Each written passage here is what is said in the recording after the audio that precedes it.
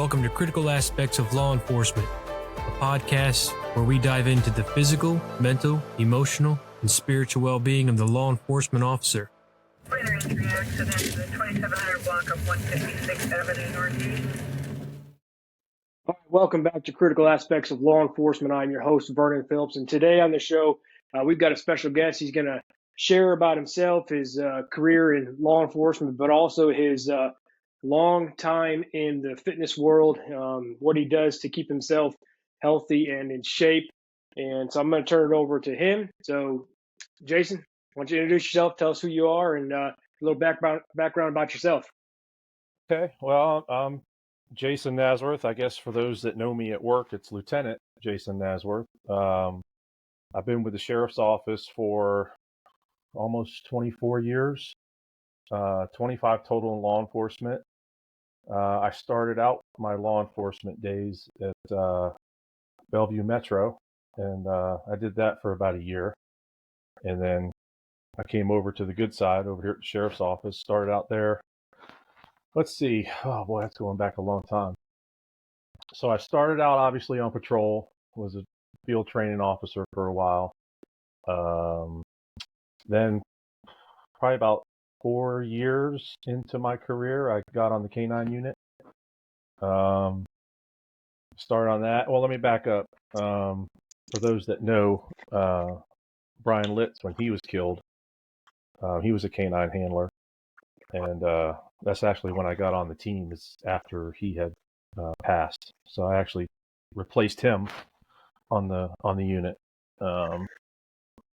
So from there, I was a K-9 handler for probably a few years, and then I got promoted to sergeant within the K-9 unit. I stayed with the K-9 unit probably for, I'd say, 8 or 9 years.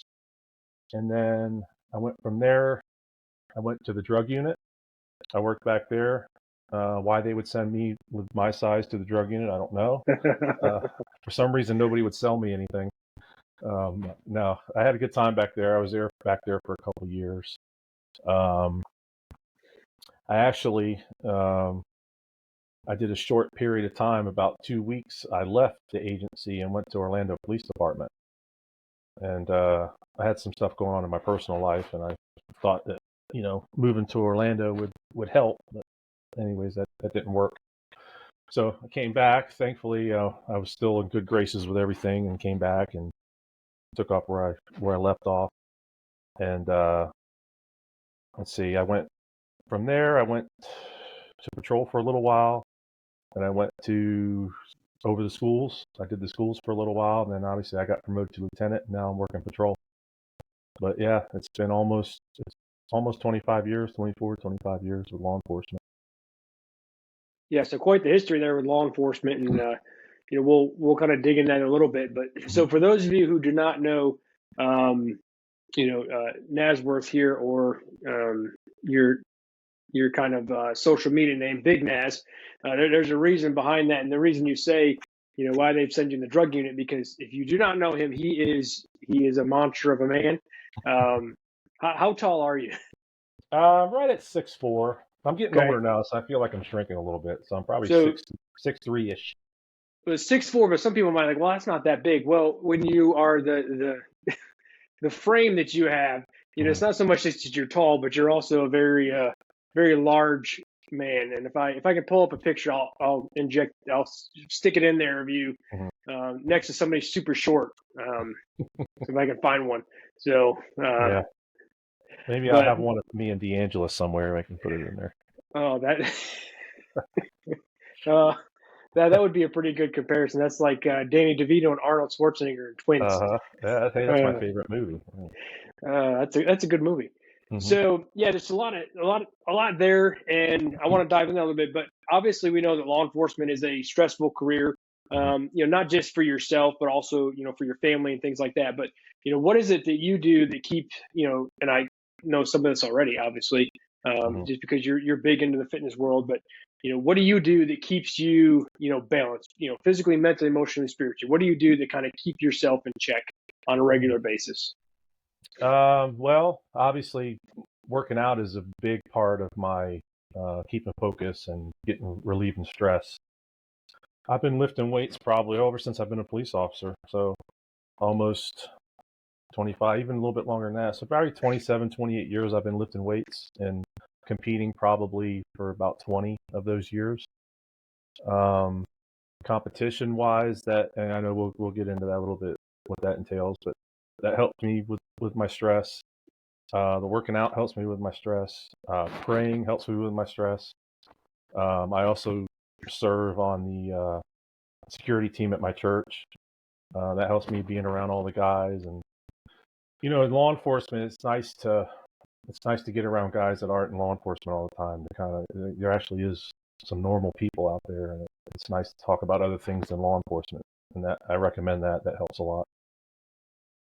Yeah, I mean, those are all good points, because especially for yourself, it's not just about taking care of yourself physically. Mm-hmm. And I talk about this a lot. It's taking care of your whole person, right? Like every aspect of who you are. So just because you're in really great shape doesn't mean that mentally, emotionally, spiritually, that you're also in good shape. I mean, you could be in the best shape of your life, but you could just cognitively, you could be just all over the place. Your emotions could be a mess, and spiritually, you could just be just kind of out there drifting. So it's really important just to invest in all of those areas. And I think for myself, and me and my wife were just talking about this recently, is over the years I've really focused in on like the mental, emotional, and spiritual aspect. Obviously, I probably am more heavily engaged in the spiritual aspect than any of the other ones. But here recently, I've really over the last year or so, I've really, maybe 2 years, started to dive more into the physical side and trying to start eating right and making sure that I'm doing that aspect. Because if we're going to talk about maintaining your full, your whole person health, it includes your physical. So if you're not doing that, but you're talking about or promoting that, then it kind of makes you a hypocrite a little bit. So Yeah.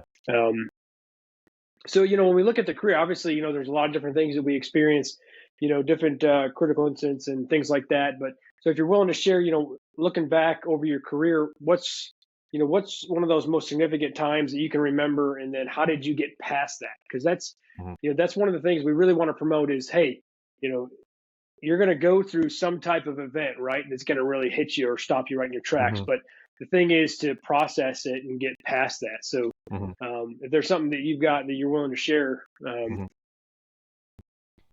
Well, man, there's been several. As far as, like coworkers and stuff dealing with, obviously, like I mentioned, I replaced Deputy Litz when he was killed. That was definitely a traumatic event. And then having to deal with knowing him personally and dealing with his death, and then having the honor of replacing him in a unit that was a very close unit. That was difficult, and that took a lot of time for everybody to heal. And then when Adam and I were close, Adam Rendell, when he committed suicide, him and I were pretty close. I took that pretty hard, and those are the main things that come to mind. Now, I've worked calls. I've seen a lot of, unfortunately, people have been deceased, and the one that hurts the most, I think, was my first drowning of a little boy. I think my son was around the same age, 2 or 3 years old, and having to be the first responder on that and trying to do CPR on the kid, and obviously he didn't survive, and that was probably my first traumatic event that really hurt. It really took time to get over that. I still think about it today. So all of those things that I mentioned, I still to today, I still think about all that stuff. Yeah, is there something specific that that you do or you practice to kind of help you work through things like that? I think it's good to think about the people that we've lost, and you think about the good times you had together. I do that. Like I said, I go to the gym. When I go to the gym, I do a lot of thinking when I go there. I put my headphones in, and I just think about some of the decisions I've made, some of the decisions that I need to make, and it just kind of, I get a clear head, and it's kind of like a recharge. You know, it kind of resets me and lets me see things a lot clearer. So I know everybody has their own. Some people go fishing, some people play football, and those I love doing all those things too. But obviously, the gym has always been the best medicine for me. Yeah, I mean that's a staple in your life. Obviously, I mean if Mhm. you've been doing it for, the last 20, 25 years, Mhm. and and obviously it shows. But that's something that you found that really resonates with you. Mhm. So, and that's the thing, right? Is finding that thing that works for you that helps you kind of work that out Yeah. in a positive way. So, but obviously, there's also there's those critical instances really sit with us, but then there's also those calls for service that are humorous or just kind of awkward in nature. Um, and I mean, I already know of one, but I'll let you share. Um, I'll let you share if you got one that you can think of that's funny or just awkward. Call for service that you've had in the past. Oh man. Jeez. Put me on the spot. I don't know. Oh Lord. I remember probably one of my first apprehensions on the canine unit. Um, I can't remember what the call was. It was we were tracking somebody for something. It was obviously an arrestable offense. And I see the guy, and we're in the woods. I cut the dog loose, gave him his commands, and shouted all the stuff I'm supposed to shout. And they disappear. And of course, when that happens, you just kind of stick your ear out and just listen, and eventually you'll hear. And you can hear the guy just yelling, begging for help. So we get to the guy, and as I round the corner, I shine my flashlight on him, and he's got a hold of the guy on his buttocks, and the guy's got his arm wrapped around the tree, and he's just kind of doing this tugging motion, and he's like, "Lord, please get him off," and it's like, I try not to laugh, but it's like, this is the day before body cams too, which, but that's one of the funnest things I've seen, probably. Yeah, and I don't understand the whole thing when you sheriff's office canine. If you don't stop them, let the dog go, and they don't.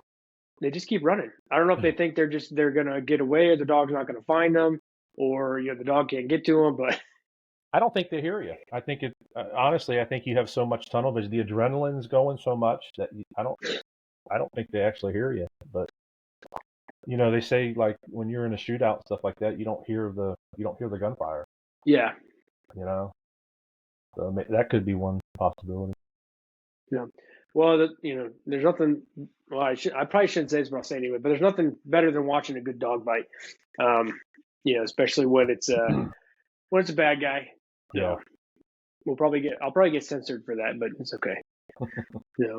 But obviously, we talk a lot about just the career and how stressful it is. But when you think about our new people coming in, what is some advice that you give to those who are just starting out their careers? Those are just getting into it, just kind of learning all about law enforcement.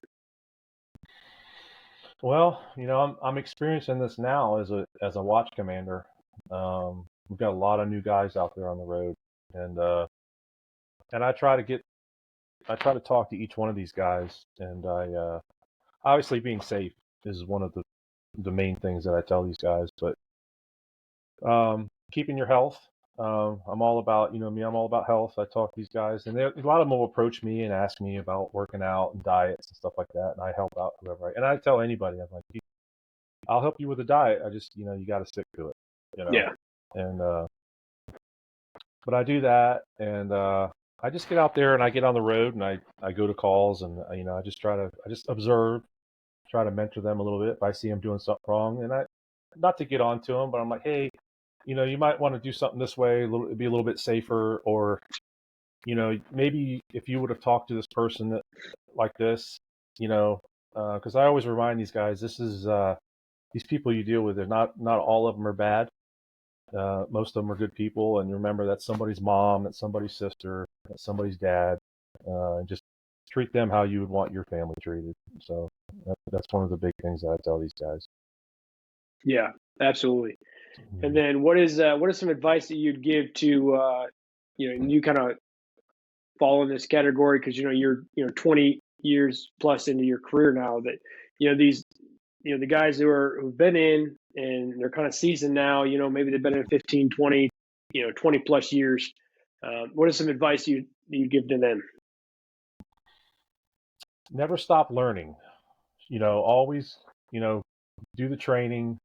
You listen. You're never too old to do anything. I'm almost 48 years old, and I still compete. I still do bodybuilding.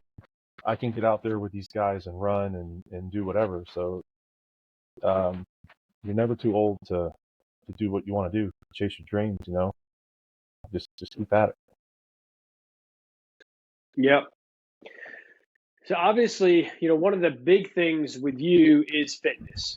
That's one of the reasons, we wanted to have this conversation because, we wanted to get a little bit of your knowledge and your background, your experience in the fitness world, and just kind of tell everybody kind of that journey that you've been on, since you started. I mean, obviously, you compete, you're regularly in the gym, you're constantly, putting in the work both on your diet and your,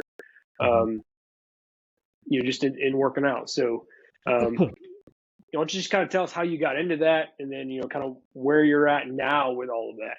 Oh man, so That's a lot, right? That is a lot. That's going back a long ways. I've never really, before we did this podcast, I started thinking, I was like, I know we're going to talk about when I started working out and stuff, and I'm like, it's a long time. But I would say in high school, I didn't really play any sports in high school. I mean, I played sports, but I was never really on a sports team. I played a little football. But I actually, a lot of people don't know this, I used to race cars when I was in high school. So I was actually a stock car driver, and that was kind of like my ambition. My dream was to be a NASCAR driver. And the local tracks out here, I bought my own car. I had my own little pit crew and everything, and started traveling around the local tracks. But then, this thing called marriage happens and babies and stuff kind of puts through a wrench in it. So I was working for a grocery store chain at the time, and I decided to get into law enforcement. Went to the academy and all that, and I kept getting the nickname of Barney Fife, and from people I knew, and when I first started working out, and when I first started as a police officer, and it kind of bothered me. I'm like, or I call it Slim or String Bean or something like that. So that kind of motivated me a little bit, and so I went to, there was a gym in Bellevue, To Your Health Spa, so people know that live here locally. Met up with the trainer there. We ended up actually being good friends there for a while, and he started me out working out and training, and I actually, so about a few years into working out, I started powerlifting. And there was, back then, they had state law enforcement and fire Olympics. And for those that don't know, it's like a squat, deadlift, and bench press. Those are your three main powerlifting. So I actually started out in that. And of course, being tall, it was a disadvantage for me. But I think that is probably where I got a lot of my size from. I started deadlifting a lot and started squatting a lot. And almost every day I would meet with this trainer, and we ended up becoming friends. We became workout partners. And every other day we'd be doing deadlifts, or we'd be doing squats, we'd be doing benching. And I just noticed my size was I was just putting on muscle like crazy. And I was probably, I know I was under 200 pounds when I first started with the Bellevue Police Department. And within a couple years, a year or two, I was in the 220s, and then I made my way up to the 240s. So I started doing that. And then once I was competing for a few years, I can't remember what year it was, but I tore my patella doing a deadlift. I think I was trying to pull, it was over 700 pounds. So trying to pull it, tore my patella, and the guy that I was training with was actually a bodybuilder. He was a competitive bodybuilder, and I had been watching him and going to some of his competitions. So when I tore my knee and started getting better, I said, "Hey, what do you think about me trying to bodybuild?" And he was supportive of it, but he's like, because the only problem is you're very tall, and bodybuilding is not a tall man's sport. For those that don't know, most of your average bodybuilders are under 6 foot. I think the top pro bodybuilder right now, he's like 5'6", 5'7". Oh man, so I still got a chance here. Yeah.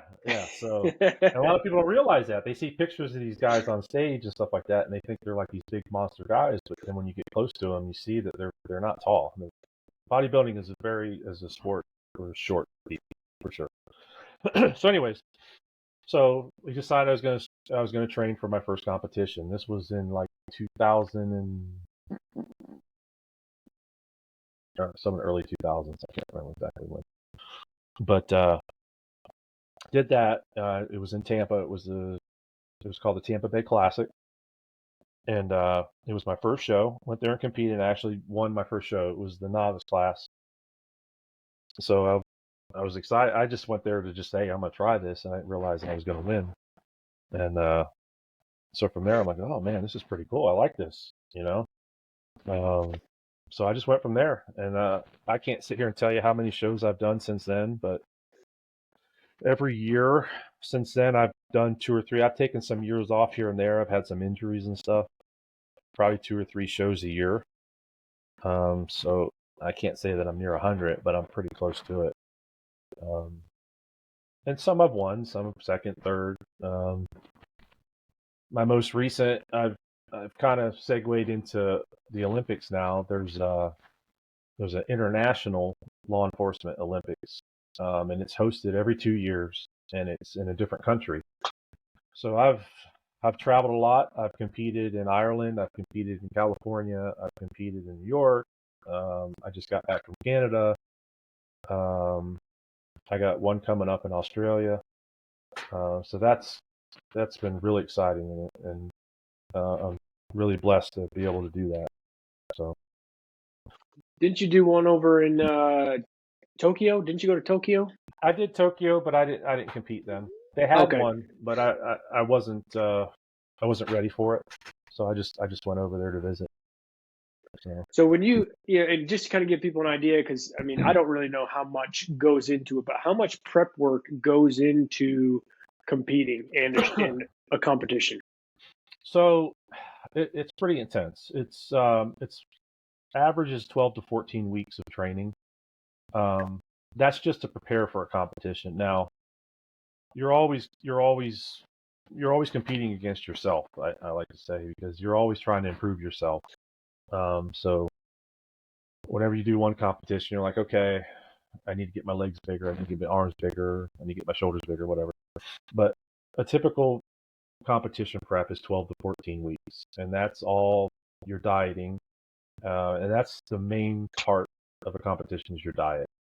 That's usually what'll make or break you. Everybody's that there's a lot of guys that, I'm going to compete, and they'll get about 2 or 3 weeks in the diet and they just can't handle it, because it is tough. It's really tough. You got to weigh out all your food, your time, your cardio's got to be at certain times, your weight training's here, your supplementation, you got to do all that stuff. There's a science behind it. You really are. And I use a coach for it. I mean, I can do stuff on my own, but it's always good to have a coach that can kind of look at you and critique you. It's nice to have another person look at you and critique you. But and then outside of your weight training and your diet is what's called your posing. That's where everybody, you stand on stage and you flex and stuff, and that's a workout itself. And you try to pose when you've got about probably 100 grams of carbs in you. You're just like, you're like ready to fall asleep standing on stage sometimes. But it's intense. It's a lot. People don't realize it, but once you get used to it, once your body starts getting used to the diet, it becomes a lot easier. So what's a normal week routine look like for you? Like how is that structured, and what does it look like? So when I'm getting ready for a competition, usually I try to do it when I'm on day shift. Obviously, it's a little tougher at night. It can be done, but it's tougher. I'm usually up about 5 a.m. and depending on how much I've had to eat the day before, where my weight's at. I always weigh myself in the morning to see where my weight's at. So, and then I do my cardio. Usually I do it fasted, which means you don't eat. So I'll do about 30 minutes of cardio. Then I'll eat, and of course, most of my diet is egg whites. Usually I have egg whites, and then whatever my carb is for the day, it's usually cream of rice, oatmeal, or sometimes I'll spoil myself with a English muffin or something like that. And then if I have to work, I go to work. I prepare all my meals, take them with me, put them in a bag, in a lunch bag. When I'm done with work, I come home, usually have a meal before I go to the gym. I go to the gym. I probably weight train for, depending on what I'm training. If I'm doing legs or chest or something like that, it's about an hour to hour and a half of weight training. And then sometimes I'll do another 30 minutes of cardio. And then you got to start your posing. So when I'm done training, there's a posing room at the gym that I go to. And I go in there and I pose. And what that does, it's when you're holding the muscles and holding a pose, it helps the muscle develop. So it makes the muscle harder in a sense, and it kind of gets everything to pop, for lack of a better term. So, and sometimes if I'm off, I'll go to the gym twice a day. I'll do what we call two-a-days. And that's only during competition time. Usually when I'm not competing, I'll just go once a day. So it takes up a lot of your time. I know when I'm competing, most of my family knows that for about 12, 14 weeks they don't see me that much. And I don't purposely distance myself, but it's just one of the things you gotta stay focused. And if you want to win, you gotta stay focused. Yeah. So within all this, obviously, what is your average sleep time?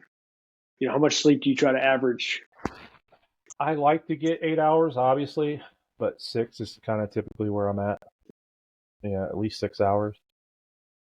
So on a normal day, I'm in bed by 10 and fall asleep by 11, and I'm up by 5. It's on a normal day. And Yeah, because obviously we know that sleep is vital to the body, Mm-hmm. and the brain. So getting an adequate amount of sleep. But I've also heard other people talk about hey, if it's if you're going to choose between sleep and training, they're like, I'm always going to choose training, right? I'll sacrifice sleep, but I think you got to find a balance in there somewhere. I think if you're getting 3-4 hours a night, I think eventually. Mm-hmm. That's gonna build up, and I think you're gonna burn out. Oh yeah, and in your diet, man, that's a big thing. People don't realize how important your diet is. I can go in there, or anybody, you can go in the gym and kill yourself for 2 hours, but if you're not eating right, it's not going to do anything. It's not going to help. You're wasting your time. Yeah. So if there's somebody who's just starting out or just wanting to kind of jump into it, obviously, like you said, diet's a big thing. So, what is just a kind of a basic setup that they should be looking at? As far as what, like a diet? Yeah, as far as diet. Well, it depends on a lot of things. It depends on your lifestyle and I don't typically train clients. The ones that I do, I tell them, okay, I want you to write down what you eat. I want you to write down everything you eat for a week.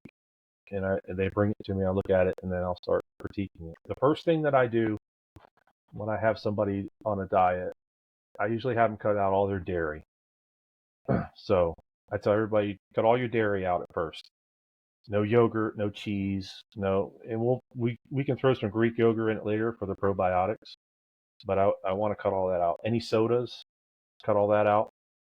I don't care if it's a diet soda, sugar-free, whatever. If it's a carbonated drink and you're trying to lose weight, you can't have that stuff. And the reason why is, you take a perfect example. If you take a soda, even if it's a diet, put it inside a balloon, what's it going to do? What's the balloon going to do? going to expand. You got to remember that's what it's doing to your stomach. And dairy is very hard to digest. So, and here lately, as I've gotten, as soon as I got past 40, I've learned digestion is very key, and this goes for people under 40 too. But if your body is not digesting your food right, it's a big key. It's you got to make sure your body is digesting food right, and that's why I have people cut out the dairy, so the body can kind of work a little better and work on digesting the food. But doing that, and just basically your lean meats, your chicken, your fish, your beef, any kind of sirloin is good. When I say fish, the white fish, any kind, like a tilapia or cod. Your salmons are good. They have the omega-3s. Typically, I like the omega-3s at night. I always eat either a salmon or steak before I go to bed, because the fat is good for you while you're sleeping. And people don't realize salt, Himalayan salt, sea salt, salt your food. A lot of people have steered away from salt, thinking, "Oh, it's sodium. It's going to make me hold water." It's not true. I used to think that too, and I would never salt anything. And some of these trainers and people that have been around a lot, I'd see these guys backstage and during a competition, they're like the grinders salting all their food. I'm like, dude, why are you putting salt on your food? He's like, oh man, he said salt is the best thing to help lose weight. I was like, oh, okay. So I started salting all my food and water, lots of water. Of course, the body's mostly made up of water. Yep. But people have allergies, and then you got your vegetarians and stuff. But that's just kind of the basic thing. What I tell people. Yeah, I mean, I think dairy bothers different people. Obviously, like my oldest, she's got a dairy allergy, so for her, it's she's got EpiPen, so for her, she can't have any dairy. Oh, wow. For her, it's got an EpiPen, life or death kind of thing. So, depending on the amount that but she's pretty good now. I mean, she's 12, getting ready to go on 13, so she's real good about. Reading ingredients and knowing what she can have and what she can't have. So, and then even for myself, I cut out dairy there for a while. I've introduced dairy back in, but I probably will not, keep it here much longer. Just because, for myself, like I've got autoimmunity, so I've cut out a lot of things. I've cut out, gluten and corn and, things like, tomatoes or anything that's like an inflammatory. I've cut out, and, especially, dairy can be an inflammatory, and especially, depending on how much you have, and some people just don't have a really good tolerance for it. So, I've kind of gotten in the habit of like, getting it back into my diet. So now I'm like kind of working it back out. So that's kind of where. I mean, don't get me wrong. Listen, I love ice cream. I mean, yeah. That's one of my biggest weaknesses. I'm not telling people that, hey, you can never have dairy. And sometimes, put a slice of cheese on your burger. Have yogurt. If you're gonna have milk, have almond milk. There's alternatives and there's ways around it. But we can talk about this more later. But it's all up here, man. It's in your mind. You have to want to get healthy. You have to want to eat right. And if you don't have that mindset, it's most people they won't stick to it. I mean, that's with anything. Yeah. You got to have a mindset. Everybody, these guys, they want me to help them with the diet, or they come to me, they want to compete. It's I'll help them with stuff, and and then I'll see them on social media later at the bar drinking. It's like you can't do this stuff, guys. It's you gotta. Don't get me wrong. There's times for that, and we all want to have a good time, and we have to spend time with family, and I agree with all that. But if you're not healthy, if you're not here, you're not going to be able to spend those times with your kids and your grandkids and stuff. So. Well, yeah, I mean, you can't have this idea that you want to be healthy and compete and be on a diet and have a 12-pack of beer every night. No, mean, no, no, what, no, no. I mean, what, Now listen, my dieting is extreme. Now I'm not pushing this on any, the people I know, I only know a few people that compete here locally.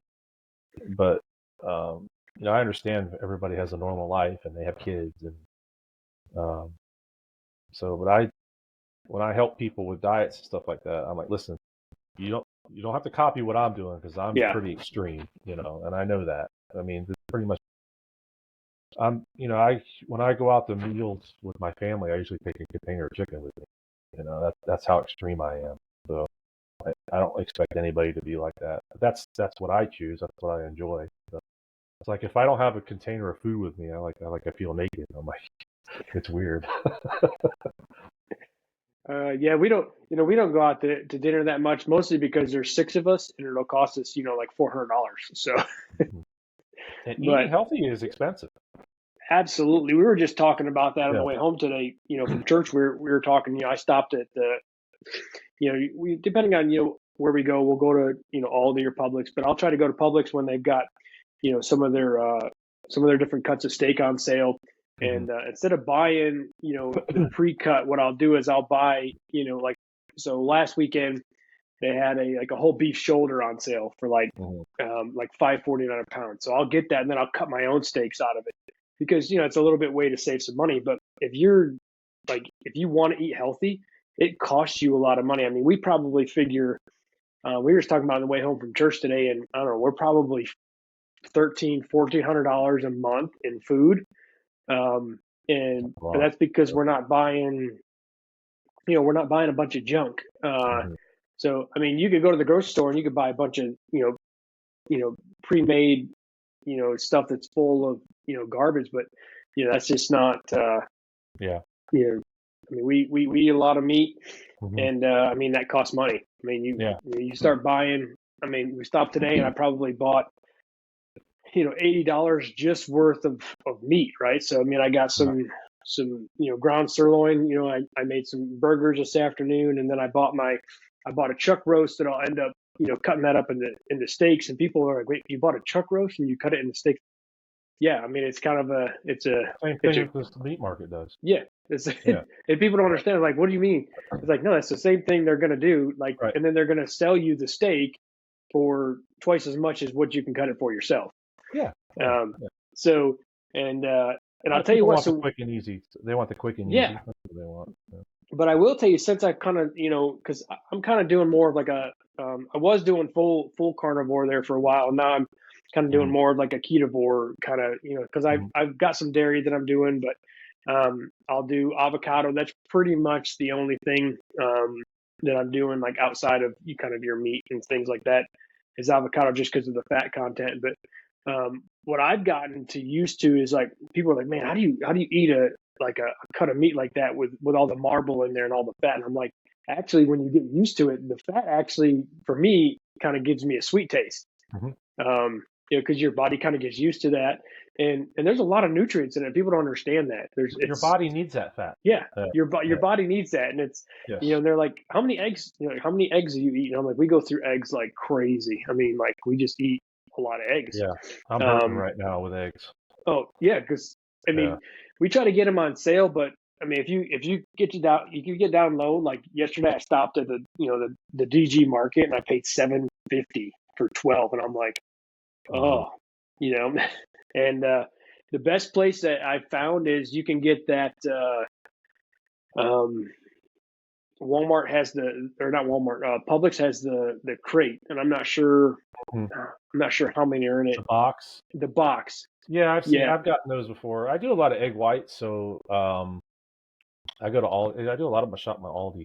Aldi has. So have you had Aldi's ribeye? Aldi's Yeah, ribeye is pretty much is one of the better cuts that I've had. I It buy all my meat and fish from Aldi. yeah. It Believe it or not. Yeah. they've got so that's probably if I do a ribeye, that's probably my favorite is getting it from Aldi. It just has a Yeah. good it tastes pretty good. But yeah, we'll try to do most I of our stop stuff at there. Aldi usually once or twice a week, and I stock up on my egg whites and my meat. Then I go to Publix for my other stuff, Yeah. obviously. But yeah, it's crazy. Eggs right now is crazy. I mean, so I mean, that big carton went from $9 to $15 right now. Oh, So, that's crazy. but I mean, for myself, sorry, what I'll do for for a good thing to take with you is so I've got a muffin pan that's got 12 square muffins in it. So what I'll do is I'll get my eggs, I'll scramble them up, and then I fill up those that muffin tin. I'll throw some bacon in there or something, or maybe a little bit of cheddar. I'll bake those, and those are something you can take on the run, and it's just a easy. Yep. Each one is about one egg, and I'll probably eat. I'll eat 12 of those a day. I mean, it's just and yeah, that's good. I do those sometimes. Yeah. But that's a good alternative to snacking on stuff all day. And then the other thing, people much like you, they'll say, hey, how do you afford to eat that way? But when you look at how much you go out, right? I mean, how often people go out to lunch every day at work? I mean, you see it all the time, and they're spending $20 easy.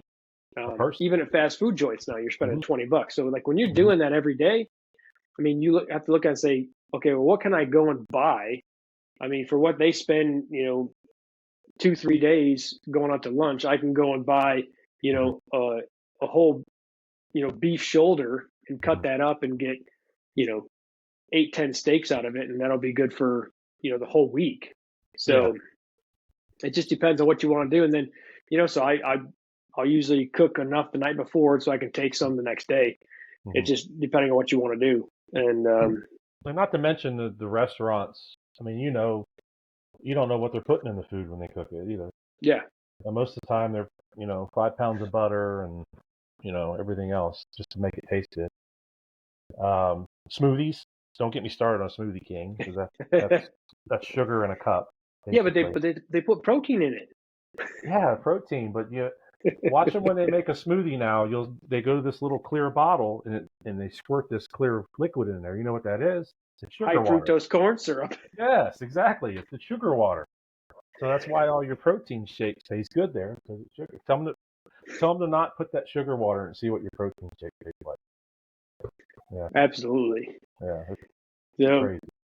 I mean, we could probably go round and round about this forever, but so obviously, you work out a lot, so you probably do, you probably take supplements. So what is something that, or some good supplements that somebody who's, getting into working out and trying to get themselves back on track, is good to kind of start introducing into their daily routine? First of all, creatine. I recommend creatine to men and women. Creatine's been around, I think, since the 60s. And it's one of those supplements that have never had I don't think any kind of side effect to it that I know of, or any research I've seen. Creatine, I always tell my guys, creatine, glutamine, a branched chain amino acid, your vitamins, multivitamin, your proteins. Make sure your proteins, check your ingredients on your proteins, because there's a lot of crap out there. And for the older guys, usually when I help people like over 30, over 40, I have them go get their blood work done, because you need to take a look at your metabolic profile to make sure that all that's healthy. And for guys that are getting over the 40s, I mean, I'm on testosterone. I've been on testosterone for a few years now. And anybody with low testosterone, they're going to know, because it's not healthy to have low testosterone. But, I mean, we can talk about that some other time. But as far as over-the-counter, yeah, those are your main ones. Your creatine, glutamine, branched chain amino acids. That's all the stuff that I take. I have this stuff that it's called Size On, and I have it on my website, or the link on my Instagram. It's made by Gaspari, and it's got all that stuff in it that I said, and it's kind of an intro workout. You kind of sip it as you're working out. I personally, I sip it all day long, because as much as I work out, and and with my job, obviously sometimes I'm on the road and I don't have time to eat, or I miss a meal. So those amino acids in the all those supplements are going to keep your muscles from breaking down. So I always tell these guys, when they get their amino acids and stuff, I said, drink that stuff all day, especially if you're working out 5-6 days a week.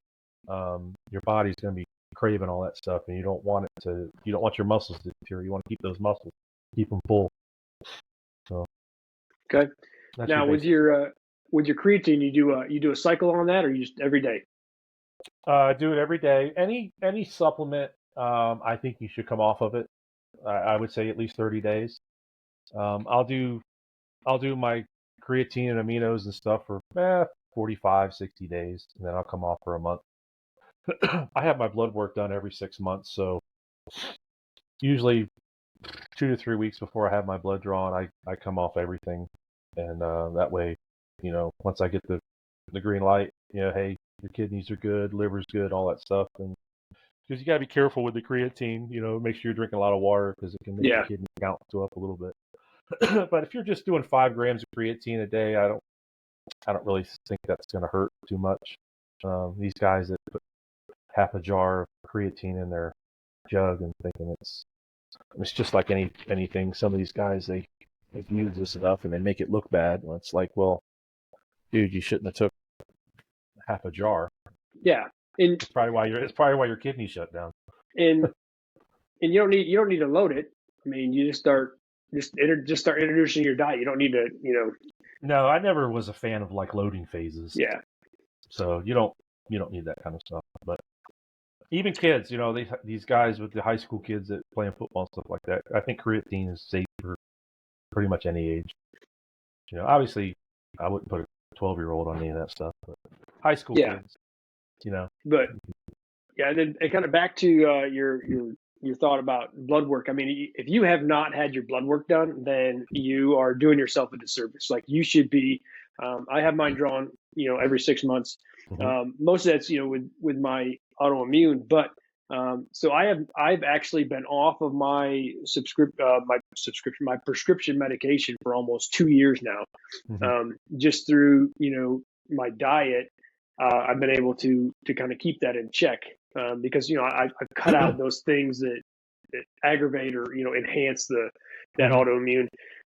So which is a huge thing because I mean I want to be off as many prescriptions as I can. So right Mm-hmm. now I don't take any prescription. I keep saying it's the same thing. Or I mean, technically it's the same thing, right? I mean, it's something that you're tied into unless you change something, unless you make a decision. So. I just think that there's a lot to be said about, your diet and your exercise and just your overall health. And we could go down that road and probably piss a lot of people off. But yeah, everybody's got their opinion on different things. People got to be careful. And I always tell people this when I do my podcast. It's like these younger generations of, if some chick is 20 years old on Instagram and obviously her last name is Fit for some reason, just because she looks, she's 20 doesn't mean she knows what she's talking about. Or even with the guys, telling people to take this and don't take this, don't take that. Listen, that stuff, you got to be careful what you take because there's a lot of stuff out there that's bad for you. And getting your blood work done is something that I recommend for anybody. There's different things you need to look for: your testosterone level, your estrogen, men and women, your thyroids, your blood count, all these different things that can have an effect on your diet. Yep.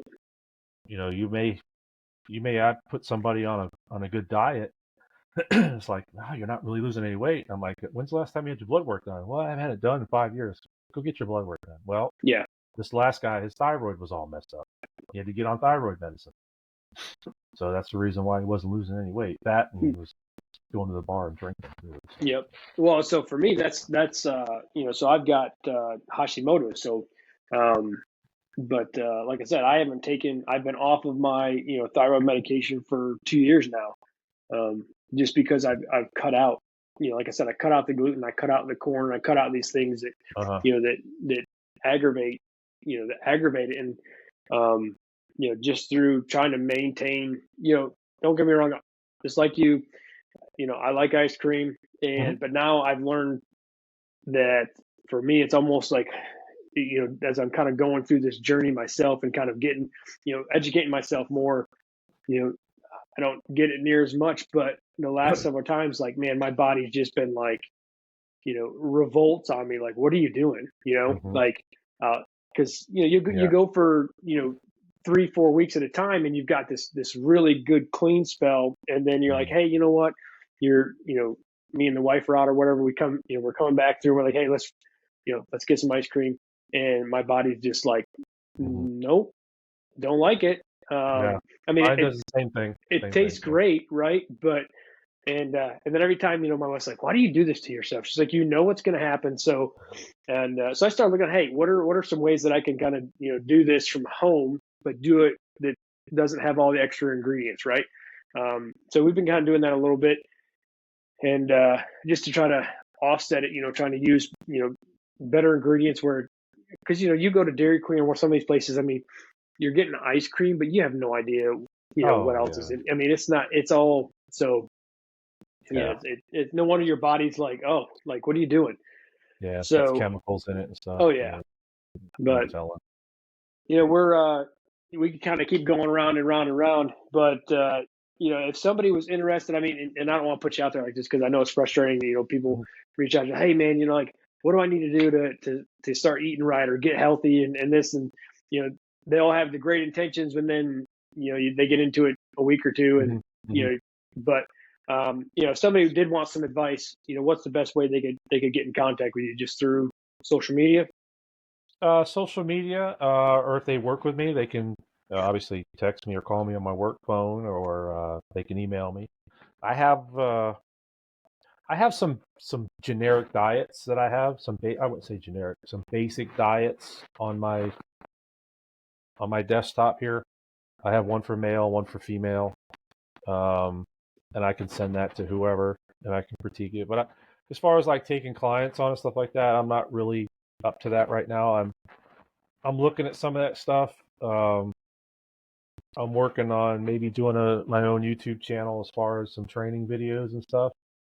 But there's a million of them out there. So yeah, that's what I'm doing right now. That's why I told you my podcast is kind of in a restructure. I'm trying to figure out.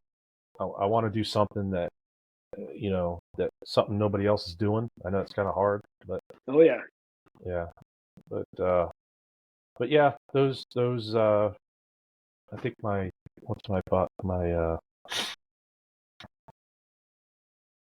Instagram. I'll put your AKA Big Naz, and then my Facebook. They can message me on there, whatever. I'll help out whoever. Yeah, if you're good with it, I'll put your social media in the show notes, and then that way they can go to it. And then, no, I appreciate you coming on. Before we wrap it up, just one last thing. I mean, when you look back over your career and just your fitness journey and everything, how much is your, we kind of already touched on a little bit early on, but how much has your faith played a role in that, to kind of where you're at today? Oh, my faith has played a lot. And, I owe and a big shout out to my pastor at Meadowbrook, Pastor Tim Gilligan. When I was going through some personal time in my life, he actually reached out to me personally and was there for me and reminded me who I was and who our Father is and who has our back. And at the end of the day, God has our back, and there's nobody stronger than Him. Strong as I am, I know He's a lot stronger. So I find myself, as I get older, I find myself talking to God more and more about, am I making the right decision? And, and I think He's talking to me. I feel like He is on certain things. So what's that? Absolutely. What's Mark Wahlberg say? Stay prayed up. Yeah. Yeah. Yeah. We didn't even get into, infrared saunas and cold plunges. Oh man. Yeah. We need to do, I'll tell you, man, this podcast world is crazy. I have a doctor that comes on, usually we would do it once a month, and I would pick a different topic each time. And that was one. I would do supplementation for men, supplementation for women, and I'd pick a whole different thing: peptides, different types of protein. I would actually take I'd put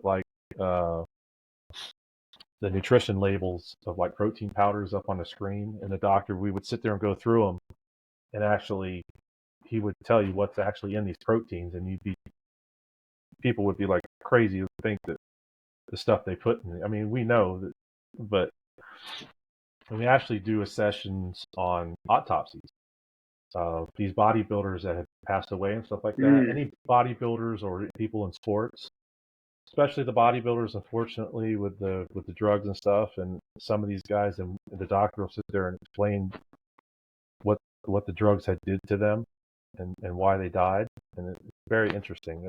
They go back and look at some of my videos, they can see some of them. It's crazy about some of the stuff that the stuff out there, what they can do to our bodies, and that's what you got to be careful of. Yeah, is your YouTube channel still up? It's still up. Still live? Yeah. Okay. So I'll the muscle breakdown. Yeah, I'll throw that in there too. Okay. So, but other than that, I appreciate your time, and next time I'm sure there's some other things we can dive into, but I appreciate you coming on, just sharing, about yourself and about your, your fitness journey, and what you do to maintain your overall health. So, yeah, no problem. Anytime. So, all right, I appreciate it. Thank you. All right, thank you. I appreciate you tuning in and listening to Critical Aspects of Law Enforcement. Remember to subscribe to the podcast and share this resource with your fellow officers. The goal of Critical Aspects is to serve, support, and sustain the law enforcement professionals. So head over to www.criticalaspects.org for more resources and information. And as always, God bless and be safe.